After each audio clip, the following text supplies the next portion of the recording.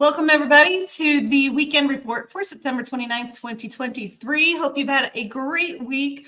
Let's get right to it, talk about what's been going on in the market. We're going to start with appreciation. I bring you this pretty much every other week as we get new numbers in.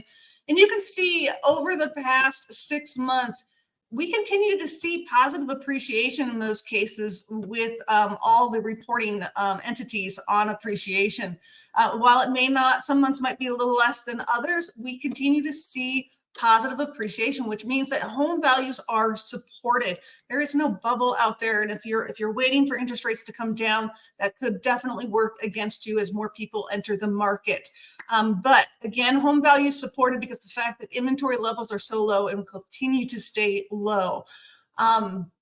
Let's talk about what's been in the news this week. Jobless claims.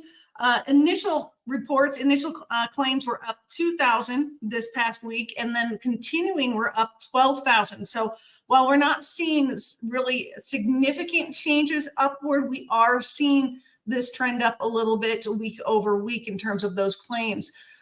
Final GDP quarter two was released. It was at 2.1%, down from 2.2% in the previous report for its final number.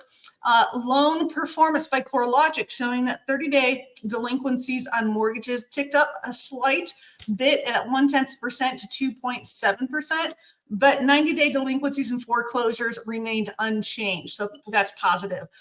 Consumer spending, we've been talking about this a little bit over the past couple of months, showed to be up 0.4%. So yes, people are still spending money, but if you look at the trend, we're starting to see it kind of mitigate, slow down. The previous reading was 0.9%. So things are slowing, and that kind of speaks to what I'm seeing in the economy right now. If we look at it more in depth in the numbers that we've looked at over the past couple weeks and months, consumer spending could come to a head here as we head into the Christmas season. We'll see.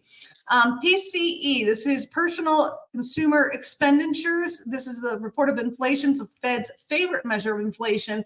That came out today, and they like that core number. And right now, that core number month over month showed up 0.1%, but that was lower than what expectations were, so that was good.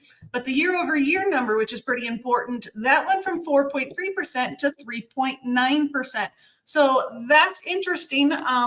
That we're seeing that movement down, and hopefully that will temper the Fed's need to want to continue to hike short-term interest rates. I know it's not the 2% that they have their target set for, but this is positive movement. We finally actually have a 3 at the start of the number. So let's take a look at the MBS market. This week has been relatively rough.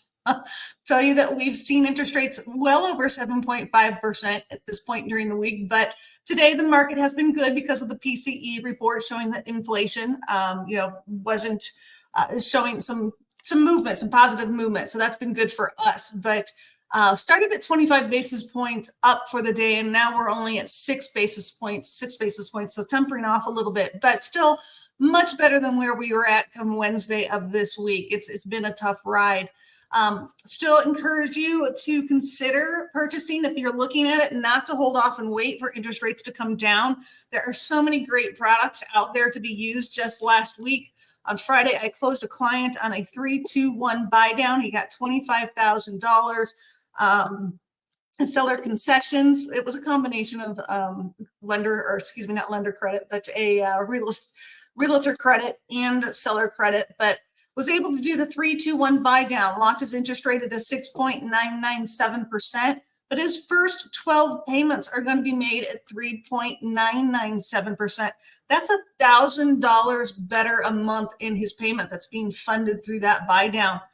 Payments 13 through 24 will be paid at 4.99%, still a really good savings, I think somewhere around $800 a month. And then that third year, he'll make his payment at 5.99% before he enters into that fixed payment of 6.997% in the fourth year. But, if 3 years we don't see interest rates come down, I'm going to be shocked.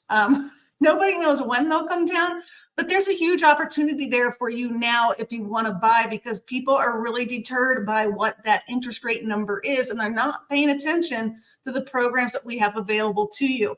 So if you have the means to buy, I do strongly encourage you to consider it now.